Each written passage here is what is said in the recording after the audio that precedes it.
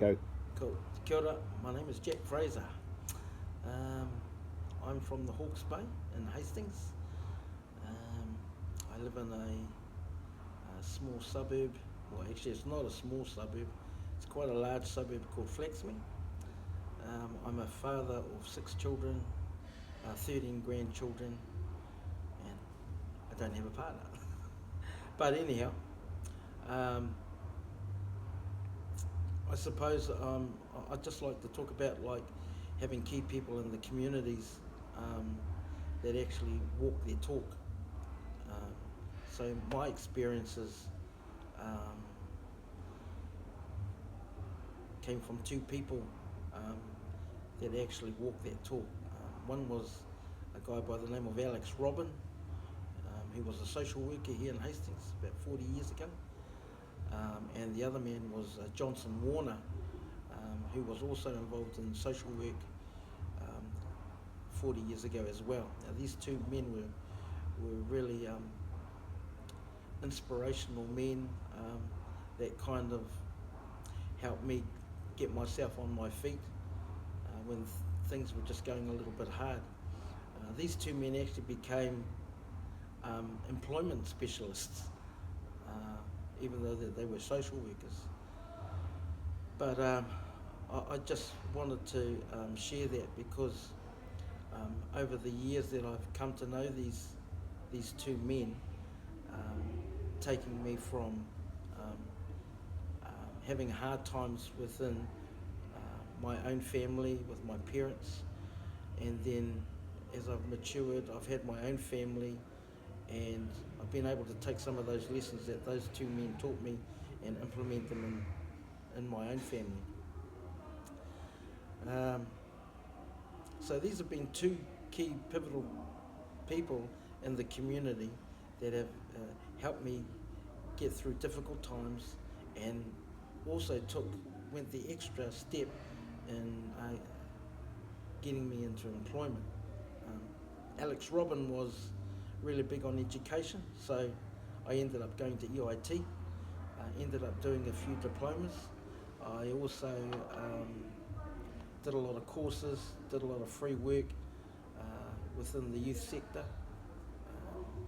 The other guy, Johnson Warner, um, he he was a fitness guru, and of course that's where my employment took me to, was in the fitness arena. So here I am now. But um, in that space, I formed a relationship with Levi and Esther from the RRR organisation, which I was engaged in helping youth get into employment. And then when I built this relationship with these 2 people from that organisation, they were able actually to help me get my rangatai into employment. But realising that before they could get into employment, there were some barriers that were holding them back, and some of those barriers were within their families, intergenerational negative experiences, and some of those experiences were quite traumatic, and so that those became barriers because the behaviours that they displayed would often get them into trouble. So I believe that what Levi and Esther are doing within the Hawke's Bay area, creating employment hubs, but at the same time dealing with those past life issues and helping them get through that, create some stability mentally, emotionally, and also physically, as they create these hubs to put them and give them opportunities to get into mahi or work. The numbers of the RRR organisations actually speak for themselves. So they've been quite successful, and the data clearly indicates that they are having success where a few other organisations aren't actually doing so well, because simply they're addressing all those other issues first before they put them into employment.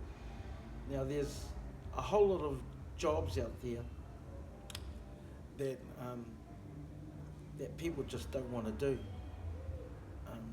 But they've used, Levi and Esther have used those kind of jobs as stepping stones to building careers. I think Esther also talks about the cost of keeping a prisoner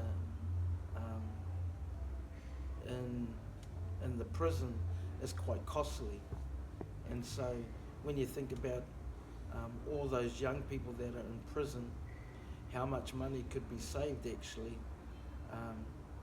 if we had maybe a few more of these organisations and models really that Esther and Levi have created. I believe they will help but they would help bring down the reoffending, addressing some of those issues along the way, and then as they go through their own experiences with the organisation, then they become self-sustainable. One thing I really admire about the RRR organisation with Esther and Levi is that their pastoral care is second to none. So they do a very, very good job at, I suppose, being the mum and dad of all those youth, young adults that come into their employment hubs. They have this natural ability to be able to move young people into good head spaces where they are able to make more positive and influential changes. So, I mean, the data is clearly there. The model that they have is working, and that's evidenced by the data. It would be so cool to see some of their mahi go recognised. And in the beginning, they did it with just donations. But I believe now that they're in a space where the numbers can do the talking, and just supporting them now a little bit more with the hope and possibilities of funding. You can see that this model is certainly going to work for the future, and especially for the benefit of the community, and at centre of that would be simply for the benefit of the youth and young adults that actually get into their relationships and they start having children, and then by then creates a more positive future.